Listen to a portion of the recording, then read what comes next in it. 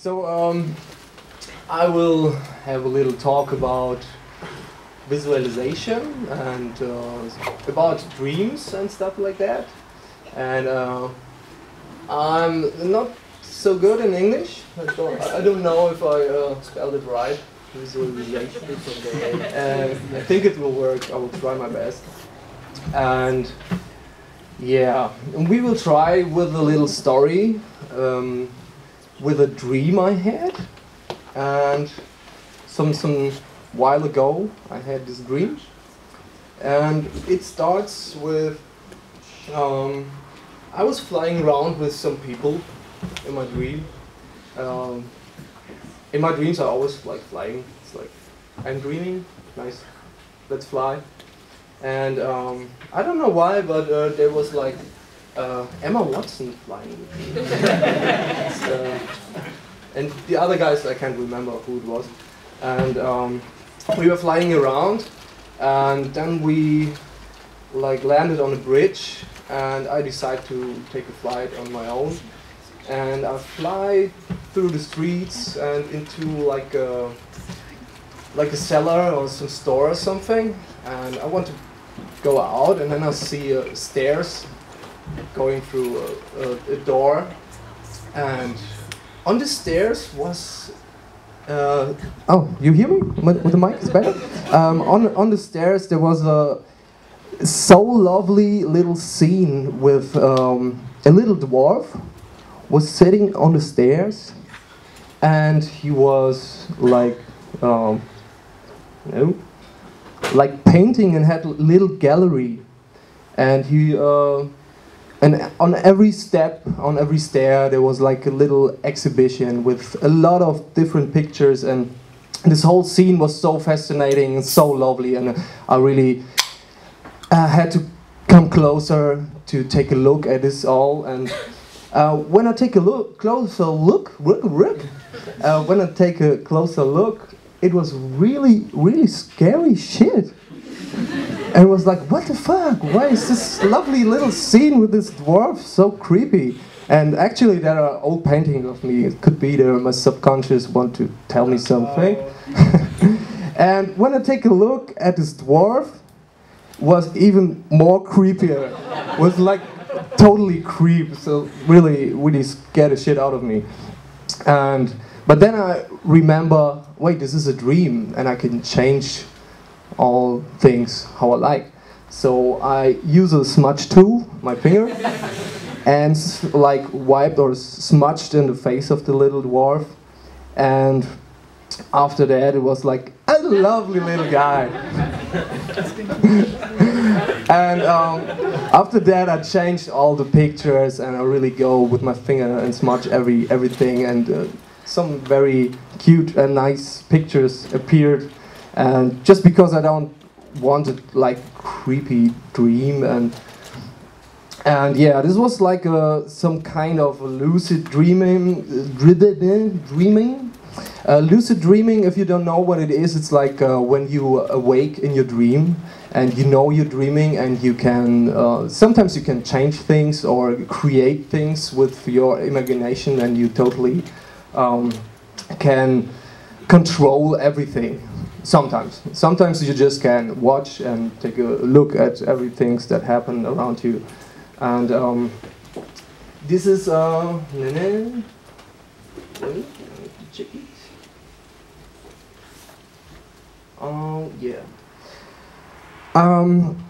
Lucid dreaming is like a very intense experience. It's like when you awake in your dream and you see stuff and you can create stuff. It's one of the most craziest thing you can imagine or experience.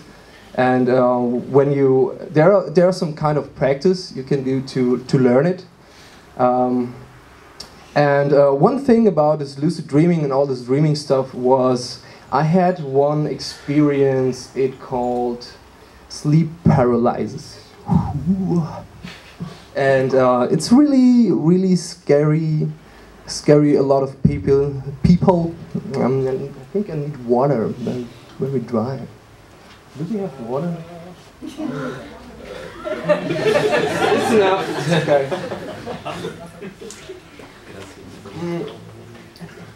And sleep paralysis is when your body is still sleeping, but your eyes are awake, so you can open your eyes and you see what you are or where you are. Like in your room, you see like your room or the walls or something else.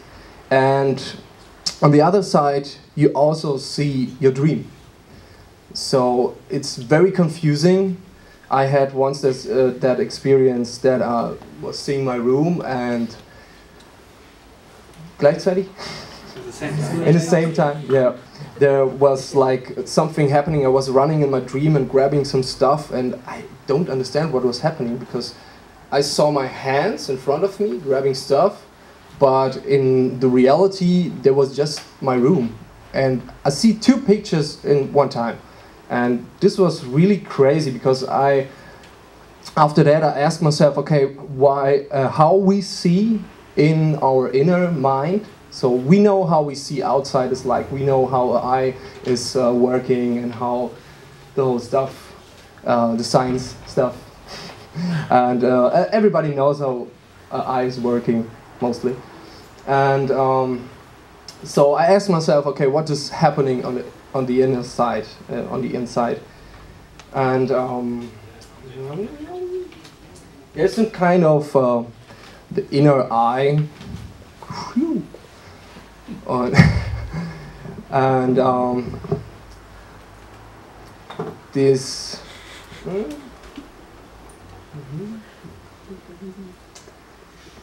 Okay, I forgot what was the point. And so I'll take the next one. There's like the things we see outside have like a connection to the inside. That's what Cameron said. It's like a ping pong game from the outside to the inside. And would say it like this. And it's always with with some kind of interdependency or two ways. Always like when you can practice like lucid dreaming in your awakened status or awakened reality, and when you start to visualize things, like you try to imaginate like you would fly right now, or you would see crazy things like the room getting bigger or smaller, or people changing colors and everything starts burning or whatever. Imagination is crazy. You can try whatever you want, and when you try it on the outside, it will happen on the inside.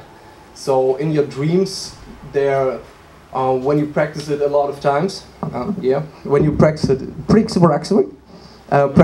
a lot of times, then all the things that you are visualizing in your reality will go into your dreams. And then you have to practice how to remember your dreams, because a lot of people are saying that they don't dream, but it's bullshit. Everybody's dreaming, but the most people just can't remember it because we are waking up and we go to work and everything, and the brain is totally working from 0 to 100, and you think about all the things you have to do, and we need some silent moments in the morning to find that memories. So when you have a very big problem with with remembering your dreams, then you can try like your alarm clock, set it on 6 o'clock or something, and just wake earlier up and go to sleep again, and then it's the more possibility to have good dreams, or bad, I don't know. And what I really find very interesting with that outside and inside thing is that it happens all the time. Like when you're reading a book, there is some, show like this. So here on the right side, there's a awakened part. This arrow is always switching around. So when you're reading a book, you are going in very deep visual area. So you are joining like this visualization mind. So the inner eye, you activate your inner eye. This is something that you can, on the other side, when you are in your dreams,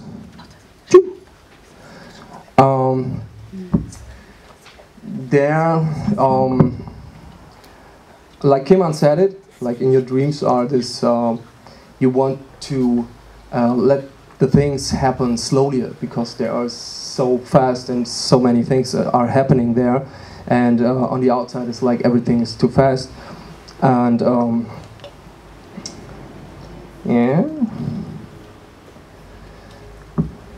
you can try to practice, like there are some different kinds.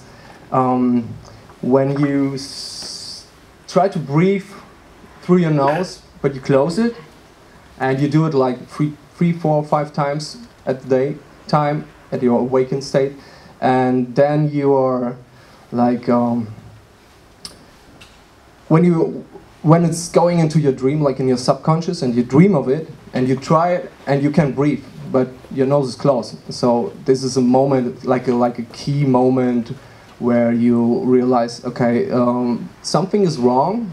I think I'm dreaming. So this is also a good trigger to find out that you're dreaming. So for lucid dreamings, you can try out a lot of different stuff, like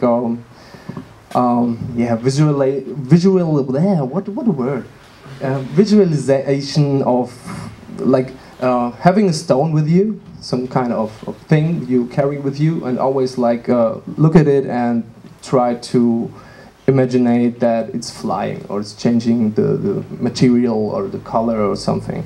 And when you do this a lot of times, it goes into your dreams, and then you can start to work with your subconscious lucid dreaming stuff. So okay, there's something I once dreamed of. It was like I visit like a store, like an art bookstore, or something like a big store of everything, or just a library or something. And I was just grabbing one book and take it out and take a few inside, and it was so amazing. I saw so crazy artworks, and all in kind of different styles and different topics and everything. And I was just looking through it and was like, what nice artworks. And then I realized, wait, this is a dream, and it's everything for myself. It's every single artwork is something my mind built.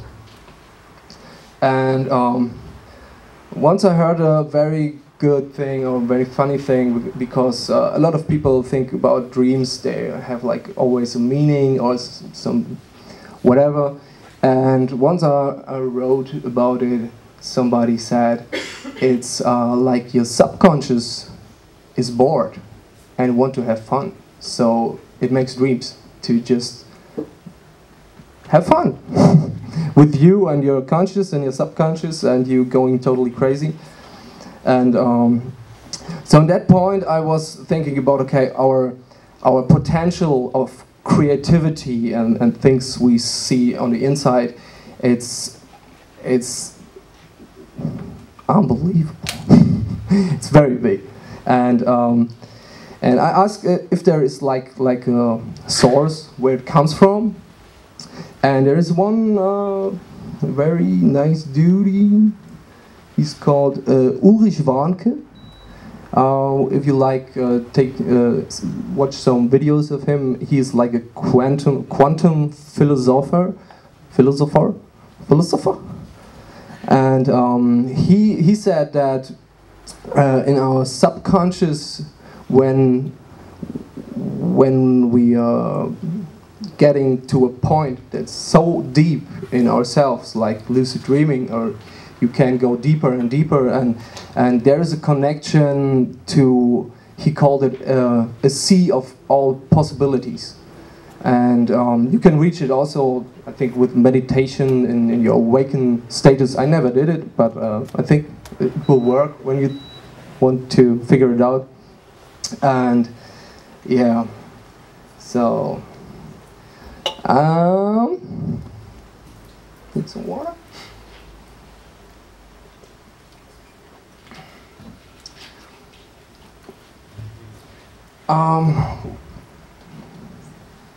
Yeah. So the next thing was a topic I found, I think this year. I find it very interesting because I read about it a long time ago in the book of Walter Moers, and the City of the Dreaming books. And I think in the second part he told about a memory palace, like you joining your inner place you are built of your build of visualizations of places. And right now it was like I think it's called Sherlock Holmes, the series. He's also talking about this memory palace. And this is a very interesting thing because a lot of people use it to learn stuff. It's based on a method that's called mnemonic, the Loki technique. It's like your brain can remember locations with all informations very easily. So, and they use it to link it with informations, like you. You have always like a way where you go to your work, and you see always the same buildings, and then you link your informations you want to learn to this different buildings or environment stuff. And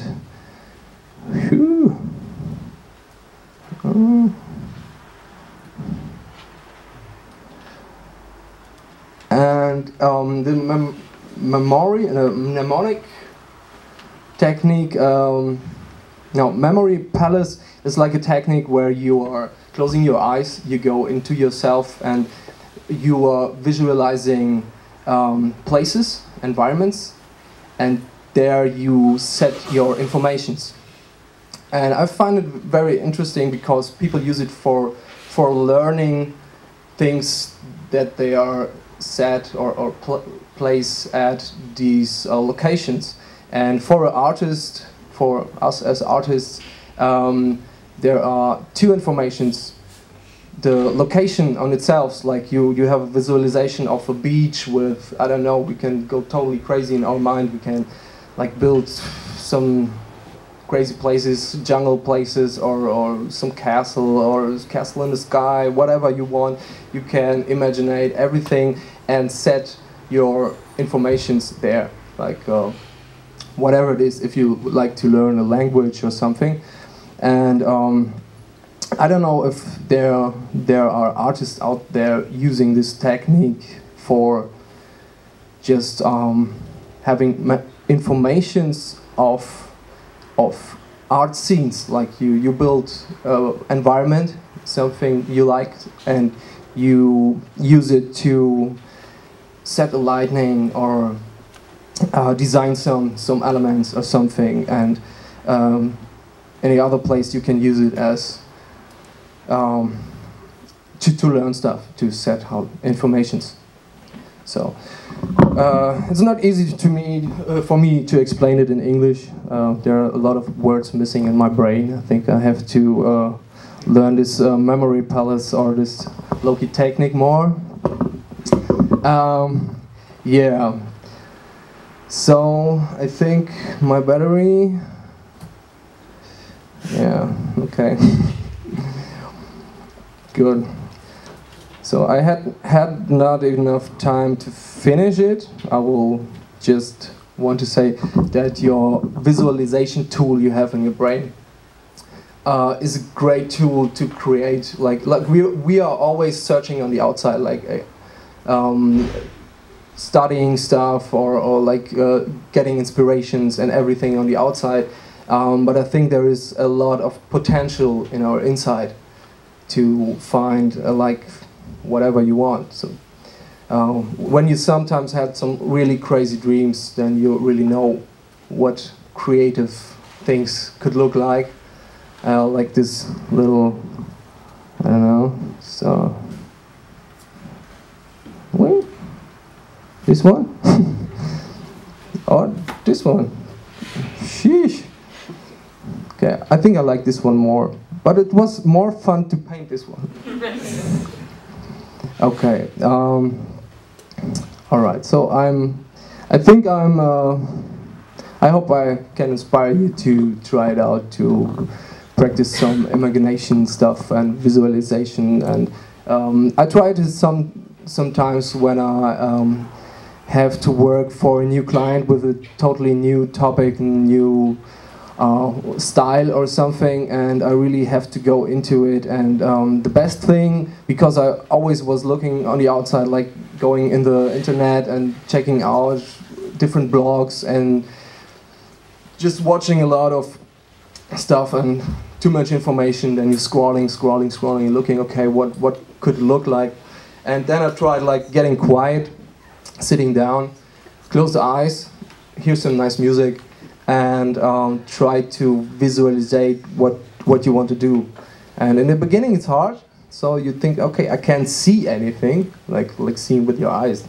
But when you start it begins like with little colors and stuff, and then sometimes it's exploding. And I really had like the experience without drugs that I